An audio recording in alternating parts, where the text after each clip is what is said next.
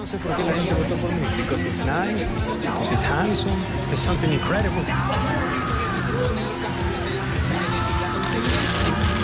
Cansado de las noticias que no dicen nada. Nosotros tampoco decimos nada. Pero con sarcasmo. Incómodos, donde la verdad duele, pero da risa. Muy buenas tardes, hola, 12:32 con 51 minutos, ya estamos, no en Himno Nacional, ¿sí ven lo que dice ahí? Ese no es el programa, vamos a apagar el televisor porque este no es el programa. Bienvenidos a Incómodos. Hable serio, maestrito.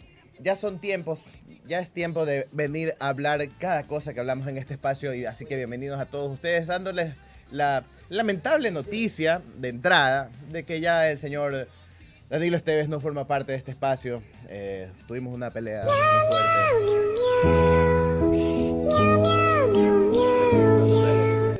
No tuvimos ninguna pelea. No, básicamente por proyectos profesionales que le van a quitar bastante tiempo.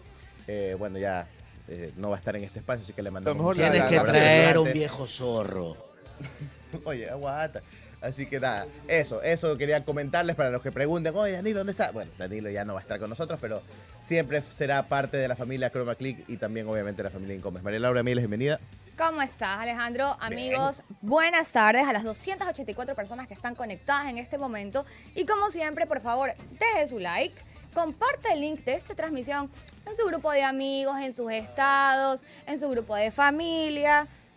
Incluso mándeselo usted mismo para verlo más tarde, ¿no? Si es que no puede en este momento. Y ya estamos, inicio de julio, ya están cobraditos desde su aporte. Así es. Cáiganse con su aporte, pueden hacerlo a través de la cuenta de ahorros de Chroma Click de Banco Bolivariano o también a través del Super Chat, facilito de $1, $2, lo que tú quieras, 10, 20, 500, 2 millones, lo que tu corazón te dicte que es importante y que este espacio podría aprovecharlo para generar mejores contenidos como siempre. Está bajito el volumen, dice Lenny. ¿Le probaste subir el volumen a tu teléfono o a tu tele? Pues acá. ¿Ya estamos bien? Ya, perfecto, gracias. Entonces, quiere decir que se abrió una vacante, dice Calimán. No, ñaño, lo que no hay es plata. Entonces, así que vacante no hay. O sea, venga, pero gratis. Venga. Claro, venga, pero gratis. Da, en todo caso, hay plata. Exactamente. Así que ya sabes que puedes hacer tus aportes. También, cuando lo ves en diferido, puedes hacer un aporte a través de un agradecimiento. Hay un botón que dice gracias y ahí tú pones tu aporte, así como se hace en el Super Chat. Así que ya sabes, es facilito. Hoy tenemos un programa bastante divertido también, porque vamos a estrenar también un nuevo sketch, pero solo será posible si tú te caes con un guiso. Hoy ha vuelto a las tablas un compañero de este espacio, ha vuelto a la actuación y lo agradecemos mucho al señor Jeremy Cruz, que está postulándose para los premios ITV al mejor actor. Así que solo va a ser posible si ustedes se caen con sus aportes y fomentan a que este espacio siga vivo. Así que bienvenidos, nos metemos ya en temas del día de hoy. Bueno, o sea, tenemos buenas noticias. Por supuesto. Bajo gestión de nuestra primera dama, Lavinia Balbonesi de Novoa, se logró un acuerdo muy importante y trascendental para la economía ecuatoriana. Así es. Yo estoy de acuerdo con eso. Ella conversó con la CEO de la casa de modas Dior. Ay, qué lindo. ¿Para qué? Para conseguirle becas o pasantías. ¿Cómo? A diseñadoras What? ecuatorianas para que, bueno, lo que dice el tuit, ¿no? Hoy junto a Delphine Arnault, CEO de Dior, abrimos una puerta para las mujeres ecuatorianas que lleva a París. Firmamos una alianza que les permite formarse en moda en una de las capitales creativas del mundo. No solo es educación, es acceso, es talento ecuatoriano proyectado hacia lo más alto. Chicas, acompañarles es un privilegio, verlas poder caminar más lejos también. Qué bestia, qué inspirador, es totalmente inspirador. Increíble, ¿no? Justo lo que necesitaba el sistema educativo ecuatoriano. Totalmente. Justo lo que necesitaba la economía popular y solidaria ecuatoriana. ¡Quiero llorar! Justo lo que necesitaban nuestras artesanas, nuestras costureras, Así es. nuestras emprendedoras ecuatorianas. Impresionante. Isaac Alarza acaba de caerse con 20 latas, así que un aplauso para Isaac, que quiere robarle el puesto. Te aplauden, pero con gatas. ¡Eso! que le quiere quitar el puesto a... Muchísimas gracias, A John Isaac. Zurita, claro, se va a volver en un nuevo auspiciante. Ok, no se pongan de charqueros. ¿Qué es charqueros? ¿Me puedes explicar qué significa Con charqueros? otro aporte, por favor. Claro, con otro aporte. Con ¿Qué? otro aporte nos explicas qué es charquero. ¿ya? Exacto, muy bien, muy bien. Rubén Alexander Montiel Mora dice, buenas tardes, incómodos. Y bueno, Calimán también dice, quiten ese cállate que me acuerdo de mi ex. Chucha, Calimán, habla serio. A ese nivel. A ese nivel te tardaban. Bueno, para que Calimán no se acuerde de tonteras, Qué bien que saliste de ahí. vamos a seguir hablando de algo que es muy delicado y que por la coyuntura informativa, política, nacional, se ha dejado un poco de lado, que es la eliminación de la paridad de género. Pasa de agache, parece, ¿no? Que ha pasado de agache, como muchas de las cosas que hizo el gobierno en sus leyes denominadas económicas urgentes, que de económicas urgentes no han tenido casi nada.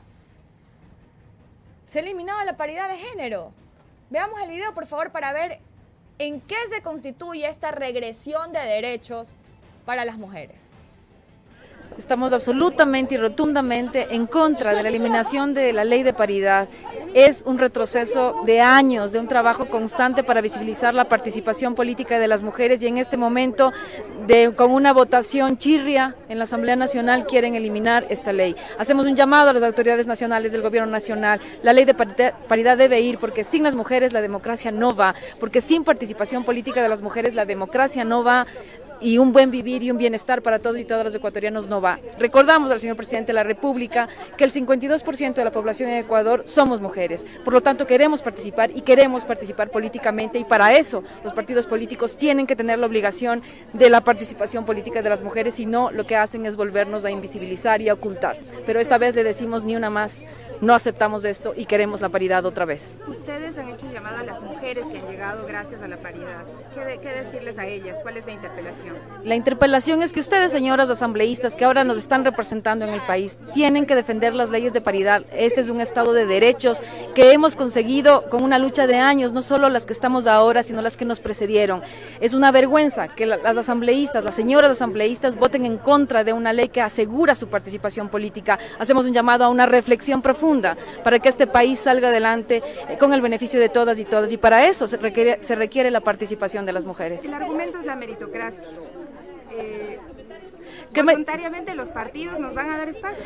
¿De qué meritocracia hablamos cuando a las mujeres no les permiten participar, cuando son las últimas para acceder al estudio, por ejemplo, y que cuando hablamos de mujeres rurales, de las mujeres que son concejalas en los cantones rurales, que son concejalas o vocales en las parroquias rurales? ¿Cómo hablamos de meritocracia? ¿Dónde está entender al país como algo integral y que distintas políticas ayudan justamente a fomentar la participación y que no se trata de eliminar derechos, sino de crear condiciones óptimas para que esos derechos se ejerzan?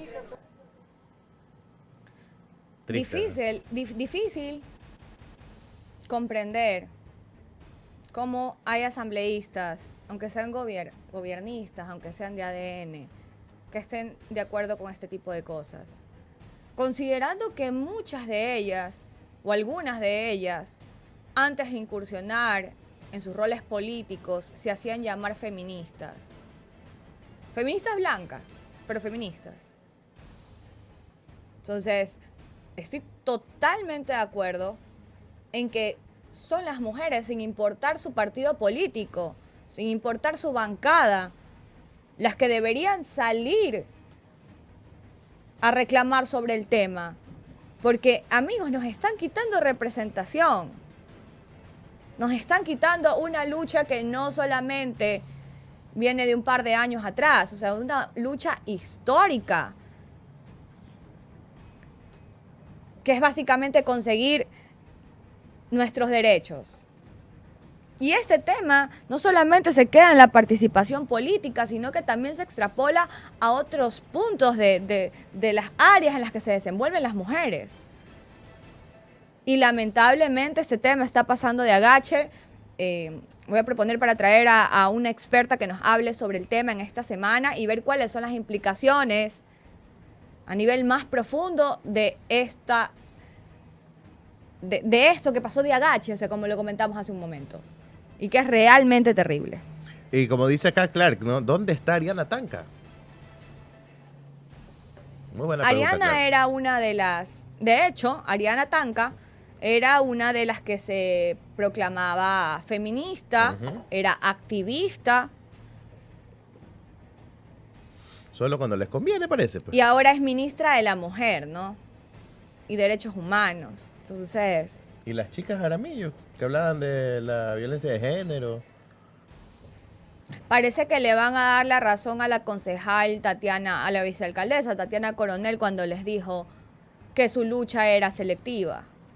Es que parece, lamentablemente parece. Si votaste a favor de esto, que elimina la posibilidad, por ejemplo, a ver, para traducirlo al español, porque no todo el mundo lo cacha capaz, ¿no? Pero lo conversábamos fuera de cámara con María Laura. Entonces, antiguamente se postulaba para presidente o para alcalde siempre en binomio, ¿no? Entonces tenía que haber paridad, tenía que ser hombre-mujer, mujer-hombre. Hoy ya no. Hoy ya no. Igual en el tema de la lista de asambleístas tenía que ser hombre, mujer, hombre, mujer, mujer, mujer, hombre, mujer, como sea. Tenía que haber paridad siempre.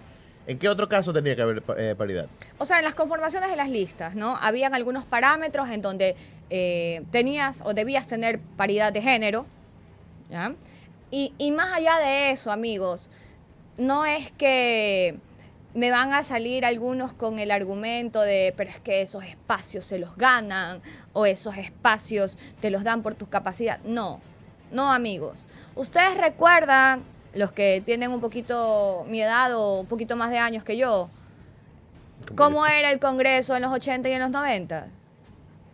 Claro, pues mujeres no había ni como ni Hombres una. tirándose cenicerazos y prometiéndose duelos afuera de la asamblea, puñetes Tal cual.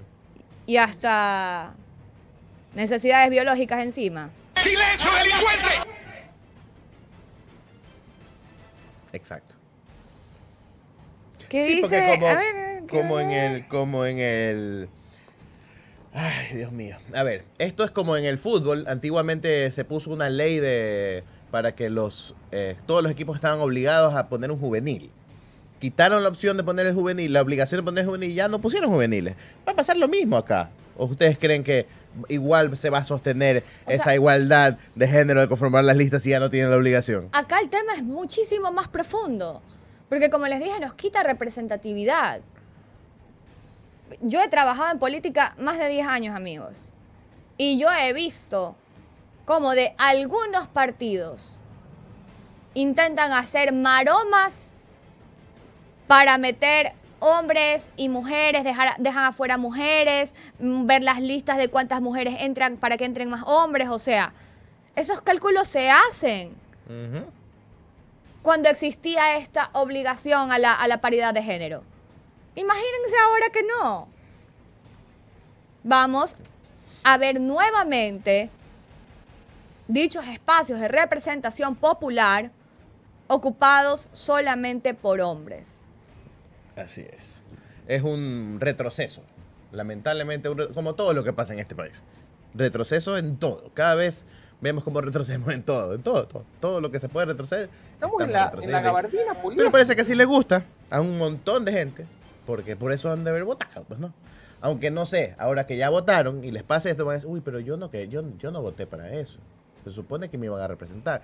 Se supone que están las chicas Jaramillo, está la Valentina Centeno, está la mamá del presidente. Yo entiendo que la gente esté No, frustrada, Ya, pero es que Sí. ahí viene como un digo, tema, ¿no? cabreada. Ahí viene un tema muy importante. Y voy a poner un ejemplo claro. Jairén Noriega, de la Revolución Ciudadana. Jairén Noriega llega a la asamblea, siendo la asambleísta más joven, si mal no recuerdo, con 21 años de edad. ¿A Tal esta vez un asamblea poquito dices? menos. No, la la- primera vez que ya, llega. ok, la- Llega como alterna de Pavel Ujú. Muñoz. Y llega precisamente por el tema de la paridad de género. Así es. no Y hubiéramos lo que ha perdido. demostrado Jairén Noriega hasta el momento, más allá de pasiones, afectos o desafectos, te guste o no, es una mujer preparada, una mujer que ejerce su rol de asambleísta como debe y que viene con un background, con una experiencia interesante porque ella fue dirigente estudiantil. ha impulsado muchísimas causas con respecto a la educación pública. Entonces, si no existiera esta paridad, yo estoy segura, no tengo la máquina del tiempo que tiene Rafael Cuesta, pero estoy casi segura por lo que pude evidenciar cierto tiempo de mi vida, que no la hubieran puesto a ella en ese espacio. Así es. Y el país se hubiera perdido del pedazo de asambleísta que tiene ahora. Una de las pocas, valga Así decir. es. Y casos como ella, no solamente en el tema asamblea, sino también en otros puestos de elección popular, de igual forma. ¿Ustedes creen que considerarían a una mujer para una vicepresidencia si es que la ley no los obligara a eso? Y no hablo solamente de los políticos de derecha. Aquí caen también los izquierdosos, aliados, zurdos y todo eso, ¿no? Porque a ellos también se les sale el machismo, pero por los poros. Así es.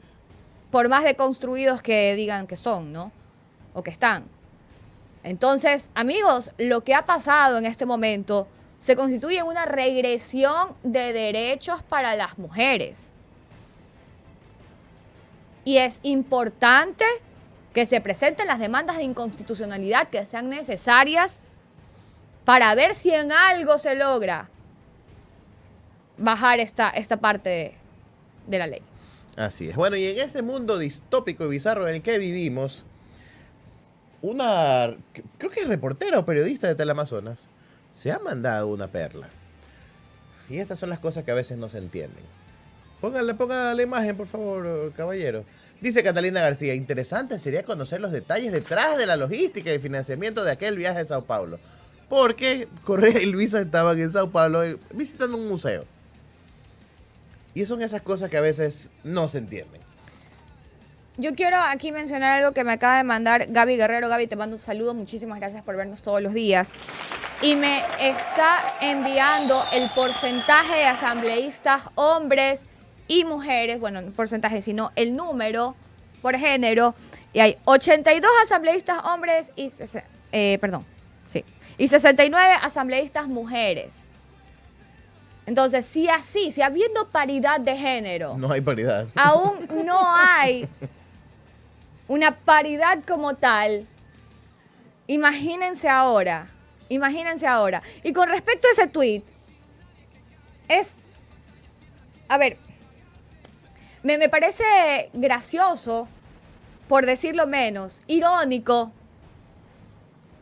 o profundamente descabellado que estén pretendiendo fiscalizar el viaje de una persona que nada tiene que ver con la función pública, porque Luisa González no es funcionaria pública. Y por el contrario, que no se diga absolutamente nada de los viajes que realiza el señor presidente, o sea, de parte de estas personas, por si acaso, de los viajes que realiza el señor presidente con la plata de todos los ecuatorianos. Porque les cuento, amigos, esos viajecitos, esas giras por Europa, esas giras por China, eso no lo paga él de su bolsillo, eso no lo pagan las empresas Novoa, eso lo paga el Estado ecuatoriano. Y no solamente a él, no solamente sus hospedajes, sus viáticos, sino también todos los gastos de su comitiva, de asambleístas que a veces lo acompañan, de funcionarios de presidencia, de funcionarios de seguridad. Todo eso lo pagamos nosotros los ecuatorianos, amigos. Me parece totalmente descabellado que estén pretendiendo fiscalizarle los gastos a Luisa González y no a Daniel Noboa. O sea, tomado de los pelos. ¿Qué dijo? Veamos, vi justamente lo que tú estás comentando, lo puso Alberto Montenegro en un tuit y me pareció interesante esa reflexión y por eso la traigo a colación. Hágala grande, por favor, que estoy más ciego que nunca. Ni los lentes me salvan ahora. Yo tengo que ponerle aumento a esos lentes. A bebé, Ramón Méndez, $1.99. Gracias, Ramón, por ese aporte. Muchísimas gracias. Cuando la élite viaja y va de turismo con dineros públicos se llama agenda diplomática. Cuando la izquierda mira arte se llama sospechosa logística. La señora periodista de Teleamazonas, custodia del decoro oligárquico, parece escandalizada porque Correa y Luisa González visitan un museo en Sao Paulo. ¡Oh, el horror! Una mujer de izquierda mirando pinturas. Un expresidente contemplando arte. Corran, llamen a la Fiscalía Cultural.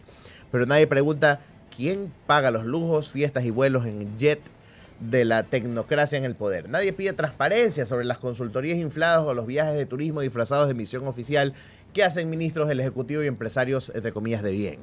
Esta prensa curuchupa no investiga la corrupción en licitaciones, pero sí te fiscaliza si usas zapatos de cuero en el aeropuerto. No les molesta la evasión de impuestos de algunos, pero sí si Luisa González cruza la frontera con un pasaporte sin visa. ¿A qué le temen?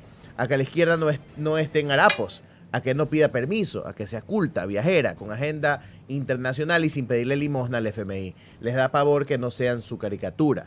La prensa que calla ante el despilfarro de los que están en el poder, pero sí grita ante una foto en un museo, no es prensa, es claque de la aristocracia decadente. Y esa aristocracia, aunque tenga micrófonos, está más desnuda que las Venus del Renacimiento que tanto les incomodan. Antes de darle Arte, lo que dijo Alberto. paso a nuestra invitada, la invitada de lujo que tenemos el día de hoy, quiero hacer una puntualización muy rápida. Señores, nuevamente, Luisa González no es funcionaria pública. Luisa González no viaja con la plata de los ecuatorianos. El presidente sí. ¿Por qué no le fiscalizan también los viajes a la primera dama? Porque ella no es funcionaria del Estado tampoco, ¿ah? Está en París. Firmando acuerdos, consiguiendo acuerdos en nombre de Ecuador, o sea. ¿A cuenta de qué? Pero bueno, vamos a recibir a nuestra invitada del día de hoy. Nos dice Alonso que hay un pequeño inconveniente. Ya la va a poner en pantalla. Sí, ya listo, listo. Nuestra invitada de hoy, Carolyn Ávila Nieto. Un honor tenerla el día de hoy en Incómodos. Bienvenida, Carolyn. Hola, no sé si me pueden ver o escuchar. Yo no estoy escuchando, pero como que sí. Ya, perfecto. Qué gusto. ¿Cómo están? Para mí es un honor poder compartir este espacio. La verdad es que he estado manteniendo un perfil un poquito más bajo estas últimas semanas en honor a la agenda, pero creo que es importante cuando hay semanas importantes como esta, cuando hay momentos que en la lectura política comienzan a generar mayor relevancia, pues poder aportar con un diálogo objetivo, desde la academia, con un poco más de distancia, ¿no? Sobre los hechos que nos llaman la atención. Así que muchísimas gracias por la invitación desde Cuenca, con un poquito de frío esta vez, ahí con cafecito, a las órdenes. Un placer. Gracias por aceptar esta invitación. Carolyn, yo quería empezar preguntando un poco sobre este rol de la nueva vocera o la nueva portavoz de Carondelet, Carolina Jaramillo, ¿no? Más allá de pretender centralizar la información, ¿considera usted que su rol o su puesto es un poco para cuidar a las autoridades? Dado que, por ejemplo, en la crisis energética, tanto el presidente como el ministro encargado y luego la ministra Manzano se vieron en contradicciones en sus declaraciones en cuanto a los apagones. ¿Cree que tal vez se hizo un poco para cuidar estas figuras o tal vez podría tener otra lectura al respecto? A ver, ¿cuáles son las razones de una vocería en términos técnicos? Es que pueda moldear la agenda, ayudar a instalar la agenda, ¿no? Esa vocería puede venir del mismo presidente de la República o puede venir de personas encargadas. En este caso se trata de Carolina Jaramillo, o podría haber tenido otra persona en su momento. Otros presidentes han hecho ese tipo de designaciones. En el caso, me acuerdo de la Revolución Ciudadana, el único vocero era Rafael Correa, y así, o sea, esto cada mandatario tiene por lo general una política comunicacional al respecto. Ahora bien, una vez que se designa la vocería, quien quiera que tenga ese rol, lo importante es que sea capaz de insertarse en la agenda. Entonces, la dificultad que ha tenido Carolina Jaramillo durante cada uno de sus anuncios, porque lo que está haciendo es presentar anuncios a nombre del gobierno, ha sido precisamente esa, insertarse en la agenda. Muy poco se discuten los anuncios que presenta Carondelet los lunes. Por lo general intervienen directamente con lo que la coyuntura obliga. Tampoco es que los medios de comunicación estén haciendo un seguimiento, le estén haciendo mayor investigación, porque los anuncios casi que operan desde desde la periferia, desde los márgenes de la importancia que la coyuntura tiene. Entonces, bajo esa premisa, la vocería de Jaramillo resulta ser ineficiente si es que lo que se busca era insertarse en la agenda, que es lo que normalmente la técnica dice. Más pareciera que lo que están haciendo es alimentar ruido sobre efectos que están siendo negativos para el mandatario, o insertando distractores sobre una agenda que podría, si es que llega a conocerse con más profundidad, ser contraproducente para los efectos que tiene el gobierno. Entonces, ¿pueden ser esos otros objetivos de la vocería? Pueden ser. Lo único es que ya no estamos hablando de una vocería democrática, sino que estamos hablando de una vocería absolutamente estratégica y quizás controversial, por decirlo menos. Perfecto. Te tengo una consulta. ¿Qué tan efectivo es a largo plazo o qué daño le puede hacer a la democracia instalar narrativas como la que el presidente instala cuando dice frontalmente que cualquier persona que se oponga o que no apoye las leyes que ellos promulgan, básicamente son defensores de delincuentes o que están recibiendo algún beneficio de los grupos narcoterroristas? Claro, justamente acabamos de terminar un capítulo de un libro con Selene López que estamos publicando con colegas de Latinoamérica a propósito de la comunicación política en la región. Y a nosotros nos pareció que lo más importante para analizar en el Ecuador era justamente el efecto de la polarización, ¿no? Una polarización que suele ser característica del momento electoral. En el momento electoral, las campañas por lo general son así, polarizadoras en su discusión, ¿no? Insertando a ese otro, identificándolo desde la perspectiva del adversario, ¿no? Político. Pero en el caso ya de la comunicación gubernamental, Mario Riorda menciona que lo ideal es hablar desde una gestión de consenso, hablarle a todos, bajo distintos alineaciones, por supuesto, porque no se le puede hablar a todos todo, ¿no? Cada uno tiene intereses específicos, pero no se intenta hablar desde la división, desde la confrontación, sino desde la necesaria búsqueda de consensos. No es así, no es lo que sucede en este momento y tampoco es lo que sucedió en la época de la Revolución Ciudadana. Ambos estilos comunicacionales son más en lo que se le conoce como populistas. ¿En qué sentido? No en el sentido peyorativo del término, sino en el sentido de buscar al adversario, de provocar al adversario, de definir al adversario y de anularlo inclusive. Entonces, cuando ese tipo de estilo comunicacional se genera, tiene doble efecto. Por el un lado, armar bien los grupos, es decir, como ustedes acaban de relatar, si tú te opones a ellos, estás contra nosotros. Si es que tú no quieres que pase esta ley, entonces estás asociándote con los narcos, porque esa es la frontera política, lo narco, de la misma forma como era la partidocracia. Entonces, ese estilo discursivo puede ser dañino.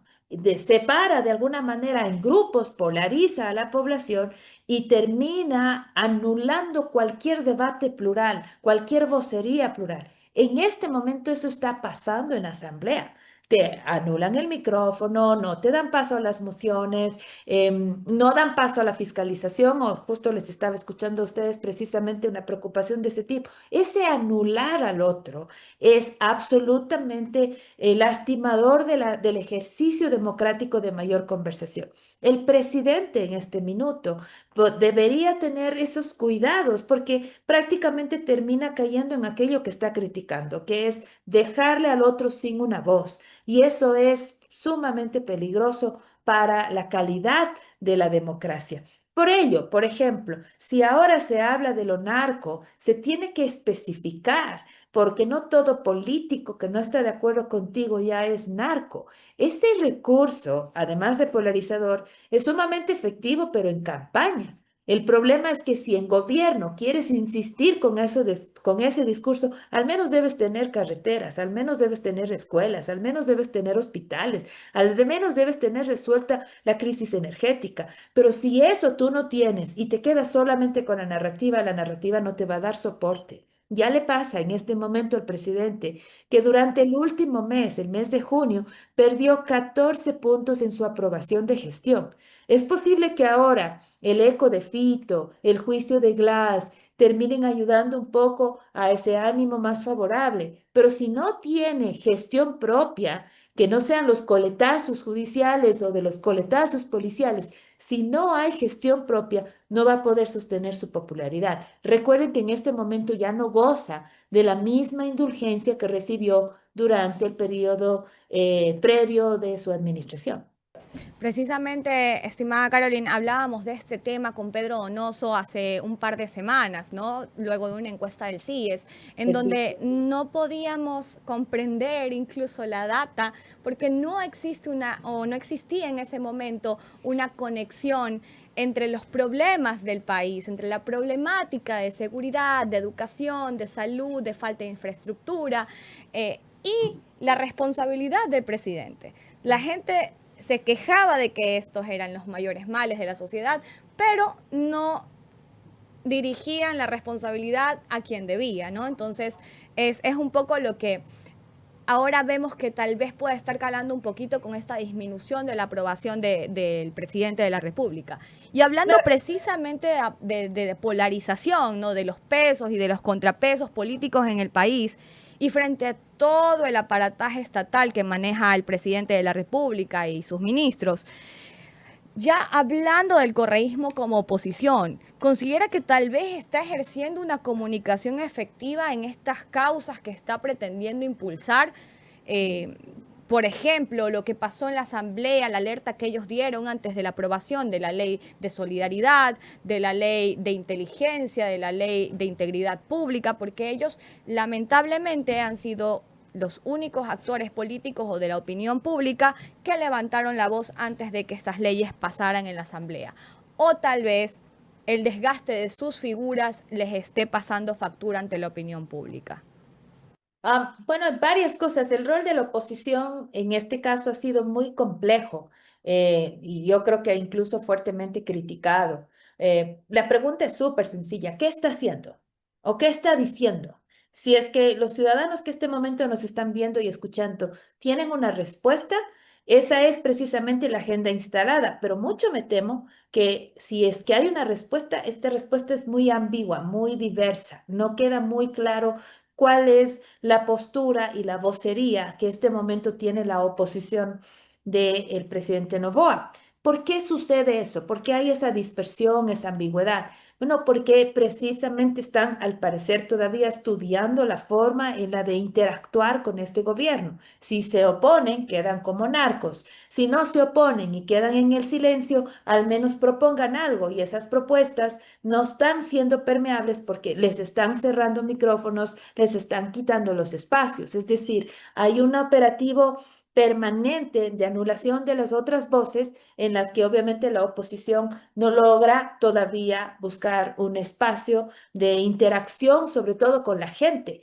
¿no? Tampoco tienen una buena interacción mediática, salvo 2 o 3 voceros sumamente fuertes que sí han funcionado, pero el resto muy poco. Luego, toda la agenda municipal o de prefecturas están concentradas en su propia gestión, lejos de esa mirada política que se podría dar en función también de sus propias necesidades. Es decir, Pavel Muñoz está complicado con lo que sucede con su propio proceso, Aquiles Álvarez está en lo suyo y la única que quizás no tenga procesos en contra es en este caso las prefecturas, ¿no? Marcela y Paola, pero a su vez cada una en sus propias gestiones sin poder interactuar desde un solo cuerpo como se debería interpretar a la oposición. Creo que ese es uno de los grandes desafíos que tiene en este momento la Revolución Ciudadana, es tratar de recuperar un espacio identitario de cercanía con el pueblo, de defensa con el pueblo. Incluso en lugar de hacer esto, yo he visto más bien mensajes de acusación al pueblo, y ese tipo de mensajes son contraproducentes porque no permiten entender un rol adecuado de la oposición. En buena medida, la aprobación que tiene el presidente Daniel Noboa se da también por esta suerte de desaciertos o falta de concreción de la vocería de la oposición. Es como un rechazo, más o menos, podría ser. O Cierto sea, nivel de rechazo. lo ideal fuera que la oposición tenga una postura clara, que se atrevan a hacer algo. Si es que se atreven a rechazar cada una de las leyes, tienen que hacerlo con fuerza. O si se atreven a decir esto sí, pero vamos a proponer esto otro, y si no les dan el micrófono de manera unísona, tienen que sonar con fuerza esa postura, esa situación que está pasando en el legislativo. Pero no se nota esa, no hay una voz articulada. Se notan ciertos TikToks, por ejemplo, de algunos asambleístas diciendo, hoy pasó esto, hoy no dieron paso a este otro, casi que desde la anécdota, casi que del videoblog. No son posturas generalizadas, fuertes, en las que se note que están en contra de algo. Hombre, nos acaban de decir que va a pasar algo, estoy inventando, con la seguridad o con los impuestos o con la jubilación. ¿Qué es lo que dice la oposición al respecto? No hay unas lecturas fuertes, contundentes, firmes, y más bien en esta línea de yo sí comunico y el otro no, yo me hago redor de prensa, y no hay, como no hay una vocería clara, termina la oposición lamentablemente perdiendo oportunidades de espacio y de interacción. Una consulta, y es que metiéndonos con la gente, viendo cómo todavía hay gente que defiende con pasión a un gobierno que no nos ha resuelto cosas básicas como el tema de salud, como el tema de educativo, y vemos escuelas que están cayéndose a pedazos, y también con el tema de la inseguridad, el tema de las extorsiones, negocios que cierran por las famosas vacunas. ¿Será que acaso estamos sufriendo de alguna especie de síndrome de Estocolmo político? ¿O simplemente ya hay una resignación y hay un miedo de cambiar de secuestrador? Es que, ¿qué hay al otro lado, no? Porque por eso te decía que el rol de la oposición es tan importante aquí. Porque si es que hubiese al otro lado una postura clara, no es poco la cantidad de gente que le dio el voto a la Revolución Ciudadana. Entonces, tranquilamente pueden tener una defensa profunda de la agenda propia, de decir, estamos en contra y estamos votando en contra de este proyecto de ley por estas y estas razones, e insistir, pero no solamente desde la bancada, sino desde todos los actores que políticamente están enrolados en ese espacio.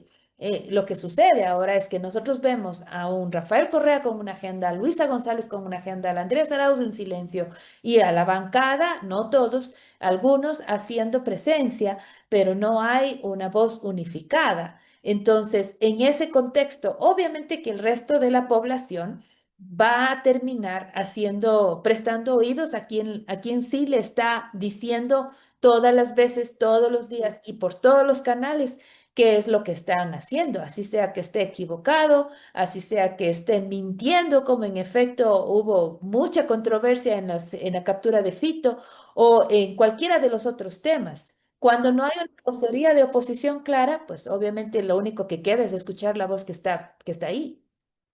Eso iba a este tema de toda esa confusión en las declaraciones, en las narrativas que pretendió instalar el gobierno alrededor de la recaptura de Fito. ¿Considera usted que la credibilidad del gobierno está un poco en juego con esta filtración de los medios colombianos de que hubo un intento de negociación por parte de Fito? Y dado que el gobierno nacional intentó instalar no una, sino dos narrativas. La primera del presidente Noboa, que estas leyes recientemente aprobadas, que una de ellas ni siquiera estaba en el registro oficial todavía, sirvió para la recaptura de Fito. Y la segunda, que ya, porque no les quedó menos, cuando el ministro John Reinberg y el ministro de Defensa Giancarlo Lofredo dijeron que había sido producto de un trabajo de inteligencia de meses, ¿no? Luego sale Fito y sus allegados en este medio colombiano enviando información sobre una supuesta negociación de entrega y hay gente que va más allá dentro del periodismo y dice que incluso Fito les mandó la ubicación de donde se encontraba. Entonces, ¿en qué punto afecta la credibilidad del gobierno una nueva contradicción en un tema tan delicado como la recaptura del hombre más buscado, creo, en el país? Por supuesto que afecta. Afecta en tanto y cuanto exista quienes estén insistiendo en ese tipo de faltas de respeto a la población, ¿no? Porque no es que se acusa que han atrapado o no hayan atrapado a Fito. Esto es un hito gubernamental importante y que se tiene que destacar así. Por supuesto, en primera no debieron haberse dejado escapar, pero ya está y está atrapado, eso es un hito y es bueno, ¿ya? Ahora, que el presidente haya querido insertar esta agenda de gracias a su agenda legislativa está Fito atrapado, eso creo que fue un error fundamental del gobierno, que intentaron articular con la vocería de los ministros y del presidente de la Asamblea, pero que inmediatamente al ser una imprecisión, por decirlo menos, termina dañando por completo esa narrativa, ¿no? De gana, porque podrían haberla tenido más limpia, ¿no? Sin necesidad de complicársela en las versiones. Al final del día, este rato, la pérdida de credibilidad comienza a tener un efecto, y esto por lo general está inmediatamente atado con la aprobación, porque la gente se siente burlada, se siente tomada el pelo frente a algo que debió haber sido mucho más limpio, ¿no? Su forma de comunicar. Entonces, en ese contexto creo que es como solitos se están complicando, metiendo el pie a sí mismo, haciéndose bolas de gana, ¿no? De gana. Y hay un adagio que dice que si tu adversario se está equivocando, no lo corrijas. Creo que eso es un poco lo que está pasando también con la Revolución Ciudadana. Ahora, también ha habido un error de vocería en la Revolución Ciudadana, que es reclamar el festejo. No reclames el festejo, reclama el proceso, reclama la falta de inseguridad, reclama la escapada del otro cabecilla.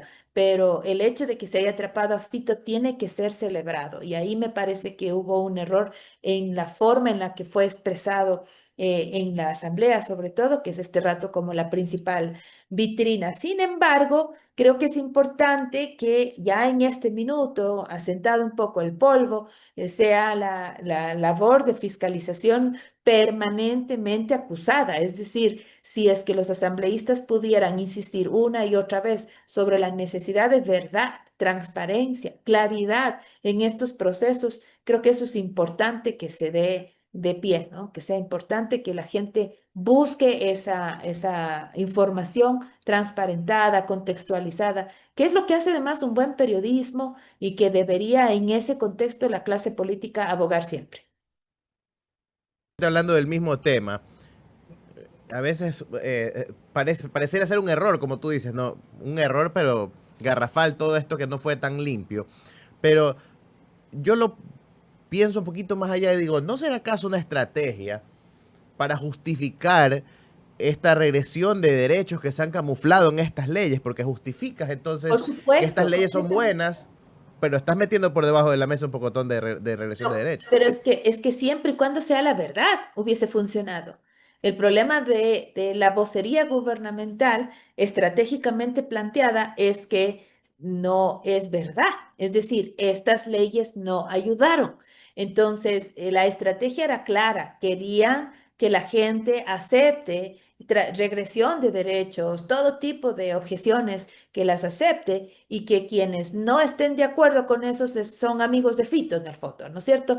Pero claro, el problema es que eso es falso. Entonces, el primer error que tiene el gobierno es de tratar de instalar en la agenda narrativas que no solamente contradicen lo que en derecho se da, lo que en verdad pasó, sino que además tienen o dejan la idea de que el presidente es capaz de tomarle el pelo a la población, es capaz de decirle cualquier cosa. La población ya no come cuento. En un minuto dado hubo una indulgencia de espera, de está solo un año, de estar rehaciendo las cosas, pero este tipo de gestos comienzan a hacer mella de la credibilidad, por supuesto, y luego estará enlazado en aprobación presidencial. No va a ser inmediato, no va a ser inmediato, pero sí pudo haber sido mejor manejado de parte del presidente si tan solo se apegaba a decir la verdad. Que parece que se les dificulta bastante ir por ahí. Pasando un poco al tema de la ley de inteligencia que fue recientemente aprobada, la cual, entre otras cosas, obligaría a los periodistas a revelar información sobre sus fuentes bajo una orden judicial y que también implica seguimientos, escuchas, sin necesidad de autorizaciones de jueces algunos. Con todo esto como contexto, ¿qué papel considera usted que debería tomar la academia, los gremios de periodistas, para respaldar un poco este ejercicio profesional? Porque seamos muy sinceros, hay periodistas que solo leen noticias, pero también hay periodistas que arriesgan sus vidas investigando. La semana pasada conversábamos con Blanca Moncada, quien desde la defensa hizo una investigación sobre los niños sicarios, sobre los niños delincuentes cooptados por estos GDOs. Entonces, son periodistas que están exponiendo sus vidas y cuyas fuentes también lo están haciendo. ¿Cómo la academia puede, de cierta forma, ayudar a proteger a estos periodistas en su ejercicio profesional? Bueno, lo primero que debería haber es una línea mucho más consolidada sobre legislación en comunicación, ¿no? El tema es que esas líneas que crecieron en el año 2012, 2010, luego se vieron opacadas por la forma en la que se ejecutó la legislación que el Ecuador tenía en materia comunicacional y que incluso tuvo a la misma academia en oposición. O sea, cuando hubo, por ejemplo, esa superintendencia de la verdad, como se le estaba llamando, ¿no? Entonces son momentos en los que la academia también se ve comprometida, ¿no? Porque por un lado es bueno promover el acceso democrático a la información y a la comunicación, etcétera, pero por el otro lado también es justamente este rol, este servicio de la información, estar de sin una patente de corso, no estamos hablando de eso, pero sí tener un espacio más libre de poder hacer ejercicio de esa profesión, sin necesariamente hablar de contextos de autocensura o de autorrestricción debido al ambiente de confrontación que se tiene, ¿no? Ahora, en estos momentos, yo he visto académicos, he visto gremios, o más que gremios, organismos del periodismo muy preocupados por lo que se está aprobando, por lo que se está permitiendo y por las restricciones que en el ejercicio de la profesión se podrían dar, ¿no? Sin embargo, no recogen todavía la suficiente fuerza como para dar paso hacia atrás, ¿no? En este tipo de procesos, porque el encuadre que se le ha dado, tanto desde el gobierno como desde las mismas narrativas de los medios tradicionales, ha sido el cuidado de la seguridad. Y ante la problemática de la fuerte inseguridad y violencia que se vive, la gente es capaz de restringir derechos. Por ejemplo, en Estados Unidos, en el momento que hablaban sobre la famosa guerra contra el terror, uno de los derechos tan consignados en la historia de la democracia estadounidense es el de la privacidad y los estadounidenses estaban incluso dispuestos a que se les abra su correspondencia con tal de protegerse del terrorismo. Le sucede eso a la población en momentos de gran desesperación y no me extrañaría que en el caso del Ecuador eso se esté dando. Ahora, no justifico, por supuesto, para nada que la postura de los medios de comunicación y de quienes ejercen el periodismo y de los gremios no haya sido más fuerte ante estas circunstancias. Quizás ahora, un poco más adelante, comiencen a darse cuenta el momento que tengamos ya los primeros casos, no sé si judiciales, quizás ya en ese momento la gente pueda reaccionar de aquello que se está aprobando, ¿no? Estimada Caroline, ¿no sería eso tal vez extemporáneo? Justo yo comentaba el día de ayer, por ejemplo, que hay organizaciones sociales que en este punto se están pronunciando, que en este punto están interponiendo recursos ante la Corte Constitucional y yo creo que ya este punto a nivel muy personal es llover sobre mojado. Claro. Al principio, el correísmo dio la alerta sobre estos proyectos de ley que se estaban presentando y básicamente fueron dejados solos en esta vocería. ¿No será tal vez un poco ese miedo a ser considerados como parte del correísmo, dejarse arrastrar de la narrativa del correísmo por parte de la academia, el hecho que a su tiempo no hayan levantado la voz? Y por supuesto no favorece que hace 2 días hay un juicio nuevamente, 13 años en contra de Jorge Glass, de este señor Bernal. Es decir, por todos los lados el ser correísta termina siendo un motivo de estigma y esto hace que la gente se evite de poner una oposición al gobernante de turno, en este caso a Daniel Noboa, solamente para que no le pongan la etiqueta de correísta, ¿no? Y se olvidan en ese contexto de que están haciendo regresión de derechos, mandándose temas de inconstitucionalidad completa, en fin. Es esa la dinámica, usted lo ha descrito muy bien. Mi pregunta es cómo salir de esa. A propósito nuevamente del texto que estábamos produciendo con Selene, ese es una de las conflictos de la polarización, porque al final la sumatoria de estos espacios así maniqueístas es cero, no avanza, no avanzamos a ningún lado y lo único que terminamos es retrocediendo, por ejemplo, en materia de derechos, a partir del miedo de que hoy viene el cuco, viene el lobo, a que eso es lo que al final del día motivó a buena parte de la votación en la segunda vuelta, pues sigue motivando, ¿no? Sigue motivando el silencio, sigue motivando el dejar hacer y dejar pasar hasta cuando, no sé, pues ya será muy tarde. Lamentablemente. Muchísimas gracias, estimada Caroline, por haber aceptado nuestra invitación. Las puertas de Incómodos quedan abiertas para usted siempre. Un abrazo. Muchas gracias por la invitación. Un abrazo. Ya mismo son las 1:30, ¿viste? Nos queda poquito tiempo. Excelente entrevista, la verdad es que estuvo muy bacán, así que esperamos tener siempre invitados de esta categoría y de este nivel en este espacio para tratar de cierta manera de... Que los hemos tenido, ¿no? Sí, no, por supuesto. Hemos tenido excelentes por supuesto invitados, que sí. ¿no? Digo, seguir teniendo. Hoy día, la verdad es que de lujo, de lujo. Personalmente admiro muchísimo a Caroline y su trabajo. A Selene también.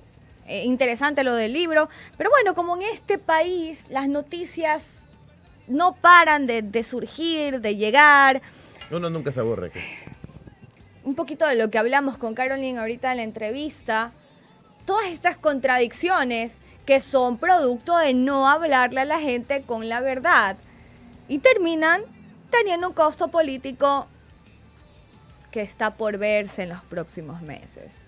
Porque si hasta el momento la gente no había hecho conexión entre la crisis de seguridad, el desempleo, la falta de medicinas, las escuelas cayéndose a pedazos, pues bien, yo creo que de mayo a junio el descenso del más del 12% en aprobación del presidente de la República puede ser una tendencia. Entonces, veamos cuál fue la explicación del ministro John Reinberg ante la evidente contradicción de sus declaraciones en la recaptura de Fito. Gracias, John Zurita, por comprar un sticker por $5 canadienses. Muchísimas gracias, John. Muchas gracias. Ponga la nota, dale, suéltelo. ¿Sí se entrevistó en algún momento con Fito antes del operativo, como lo ha dicho, que se supone que, que hizo una videollamada? No sé si fue con usted. ¿Hubo esa entrevista? ¿Una conversación? Jimmy, esta investigación comenzó desde el día en que Fito escapa de la penitenciaría.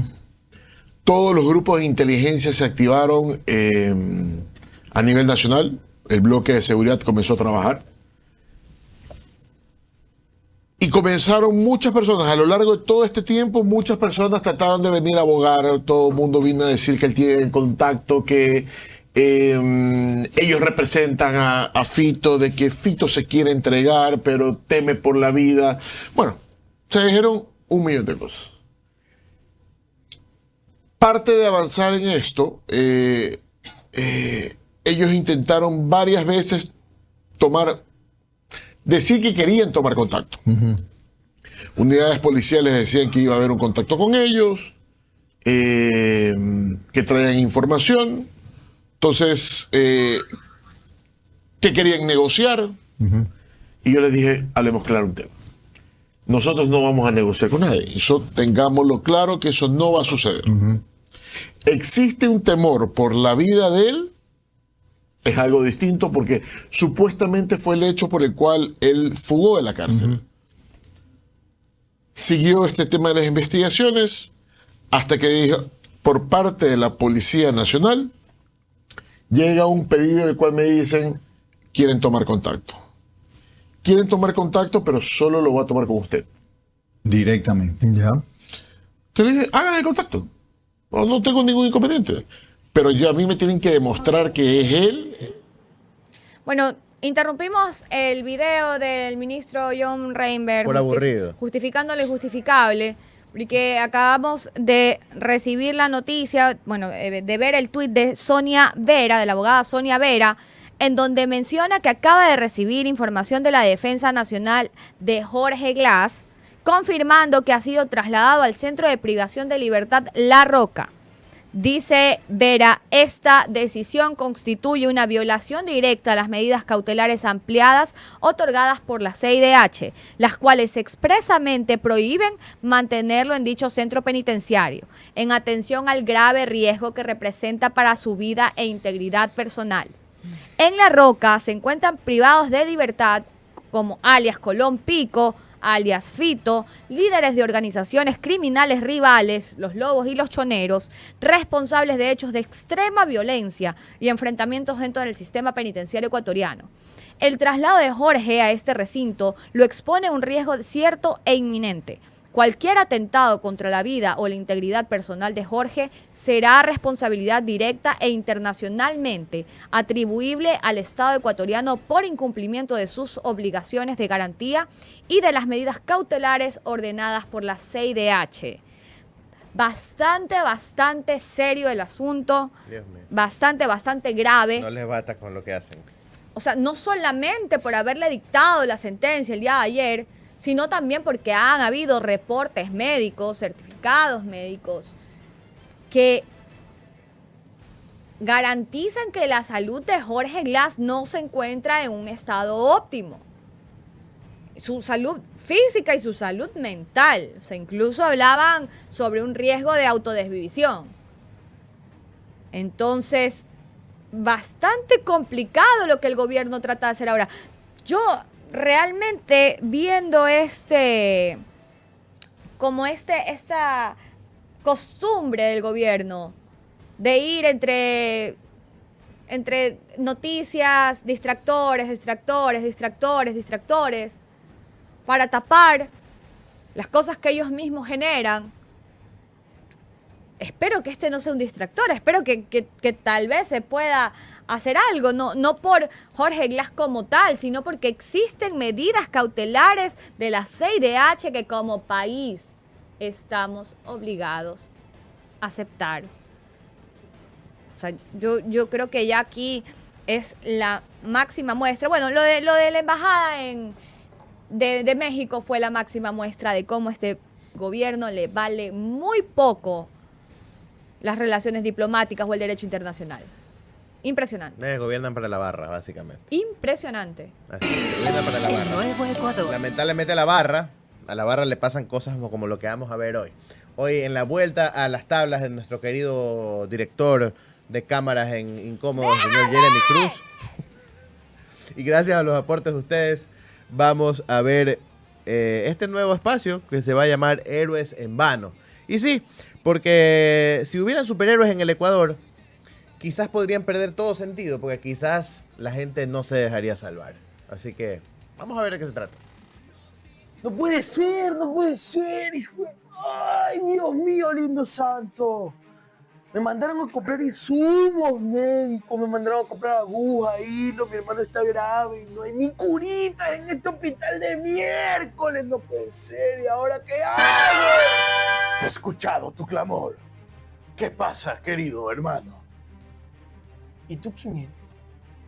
¿El Batman Guayaco? No soy el Batman Guayaco. Entonces, ¿Batman? No, la verdad es que no había presupuesto para otro traje. Soy un ciudadano ecuatoriano que quiere el bien de todo el país.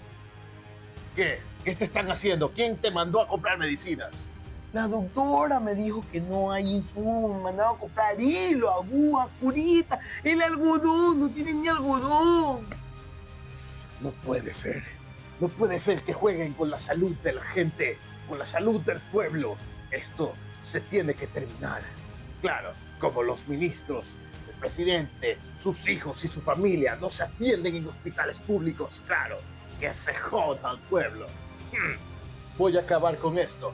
Voy a ir a hablar con el director del hospital. Voy a ir a hablar con el ministro de salud. Voy a hablar con el presidente si hace falta. Pero de ellos no es la culpa. ¿Por qué? Ellos tienen 2 años en el poder. En 2 años se pudo haber resuelto hace rato esto. Pero la culpa no es de él. ¿Y entonces de quién es la culpa? De Correa, pues. La culpa es de Correa, capítulo 800.000. Estos imbéciles ya no tienen componte. La solución es una sola y te la voy a decir. ¿Cuál? Ven acá, agáchate un poquito.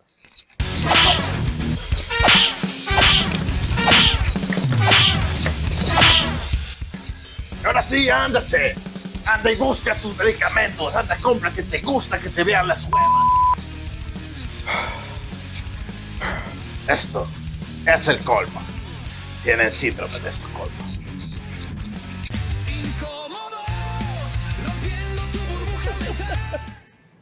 Bueno, pues, ¿qué te diré? Capítulo 800.000, sí, tal cual. Cine, señores, dice por acá. Muchas gracias, Rubén Montiel, por eso. El doble por el peso de ese, pues el doble de grande debe ser. No es el doble. Sí, gracias. Tuvimos a actores de lujo actuando en este espacio. Bueno, pues, por el tema de reciclando actores, comentaristas, grito de gol, dice, éramos tan pobres. Sí, tal cual. Bueno, pues, nada, ya estamos pasados de tiempo, la gente anda con hambre y hay muchas otras cosas por hacer, así que después de un muy lindo programa, nos vamos a dejar por el día de hoy. Ya regresaremos con más el día de mañana. María Laura Mieles. Nos vemos mañana. Muchas gracias por vernos. Un abrazo Bye. para todos. Gracias. No sé por qué la gente votó por mí. Because he's nice, because he's handsome, there's something incredible.